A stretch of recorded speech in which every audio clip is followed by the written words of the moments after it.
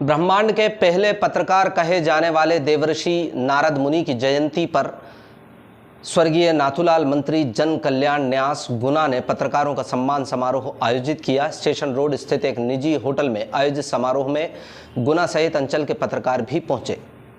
पत्रकार सम्मान समारोह के अवसर पर भोपाल से आए वरिष्ठ पत्रकार रमेश शर्मा ने प्रमुख वक्ता की आसंदी से देवर्षि नारद का विस्तृत परिचय दिया। शर्मा ने इस बात की भी जानकारी दी कि देवर्षि नारद को सर्वश्रेष्ठ पत्रकार क्यों कहा जाता है। उनके मुताबिक नारद जी ने पत्रकारिता धर्म का निर्वहन किया। वो हमेशा नारायण नारायण जपते थे क्योंकि भगवान नारायण के अनन्य भक्त थे, लेकिन पत्रकारिता धर्म का निर्वहन करते हुए उन्होंने देवता दानव सभी के दरबारों में बराबर अपनी मौजूदगी दर्ज कराई और वहां की सूचनाओं का पूरे ब्रह्मांड में आदान प्रदान किया। अपनी प्रतिभा का नारद जी ने जनसमाज और परिवार कल्याण में भी इस्तेमाल किया। ध्रुव को मंत्र देकर व्यक्ति निर्माण का दायित्व निभाया और कयाधु को प्रशिक्षित किया तो प्रहलाद रूपी भक्त की उत्पत्ति से राष्ट्र निर्माण की मंशा फलीभूत हुई। वक्ताओं ने मीडिया कर्मियों से आह्वान किया कि आधुनिक दौर में भी पत्रकारों का दायित्व समाज कल्याण ही है, इसे जारी रखें। इसके बाद अतिथि और वक्ताओं ने पत्रकारों को प्रशस्ति पत्र और श्रीफल भेंट कर समाज में उनके साधारण योगदान के लिए सम्मानित किया। आज की पत्रकारिता किस प्रकार काम करे, पत्रकारों को किस प्रकार काम करना चाहिए, इस पर चर्चा करने से पहले हम नारद जी के व्यक्तित्व को समझ लें। भारतीय वाङ्मय में, भारतीय परंपरा में जो नाम रखे जाते थे, तो किसी का नाम देख करके, सुन करके या जो मन में शब्द आ गया उस तरह नाम नहीं रखे जाते थे। कहीं ना कहीं गुण और कर्म देख करके, स्वभाव देख करके वो नाम रखे जाते थे। तो नारद शब्द को अगर आप देखेंगे तो इसकी दो प्रकार की संधि होती है। एक ना धन रद होता है। संस्कृत के अगर जो लोग व्याकरण को देखेंगे, संस्कृत के भाषा विज्ञान को देखेंगे, ना प्लस रद होता है और एक दूसरा नार प्लस दा होता है। नार कहा गया है पानी को और नार अग्नि को भी कहा गया है।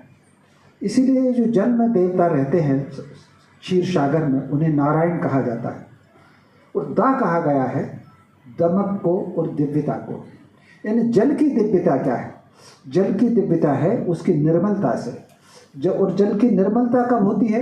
जब बहुत गतिमान होता है। थमा हुआ पानी, ठहरा हुआ पानी कब उतना निर्मल नहीं होता जितना निर्मल गतिमान होता है। क्योंकि जल की जो धारा होती है, सक्रिय धारा होती है, वो उसके अंदर आई हुई बहुत सारी गंदगियों को किनारे फेंक करके शुद्ध होकर के चलती है। और दूसरा अगर इसका संधि देखेंगे आप, ना धन रद। रद कहा गया है स्थापना को, स्थापित होना। ना रद यानी जो कभी स्थिर नहीं होता है, जो सदैव गतिमान रहता है। अगर हम पत्रकारों को देखें तो एक सफल पत्रकार वही है जो सदैव गतिमान रहे और सदैव निर्मल रहे, शुद्ध रहे।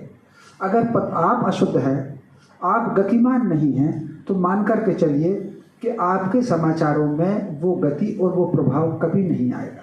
तो पत्रकारों को तीसरी एक बात जो नारद जी से देखने को मिलती है, नारद जी का पूरा वाङ्मय में देखें। ऋग्वेद के 8वें मंडल में नारद जी का नाम आता है। 18 पुराणों में से कोई पुराण नहीं है जिसमें नारद जी का नाम ना आता हो। गीता के 10वें अध्याय विभूति योग में कृष्ण जी ने जब अपने 52-54 प्रतीक बताए हैं तो उन्होंने कहा कि मैं देवर्षियों में नारद हूँ। तो इस प्रकार गीता में नारद हैं, रामायण में नारद है, महाभारत में नारद है, 18 पुराणों में नारद है, ऋग्वेद के 8वें मंडल में नारद है, बाकी यजुर्वेद में भी है, सामवेद में भी है, अथर्ववेद में भी है। ये आपको इस बात का संदेश देता है कि आप पत्रकार सफल वही होगा जो स्वयं को व्यापक बनाएगा।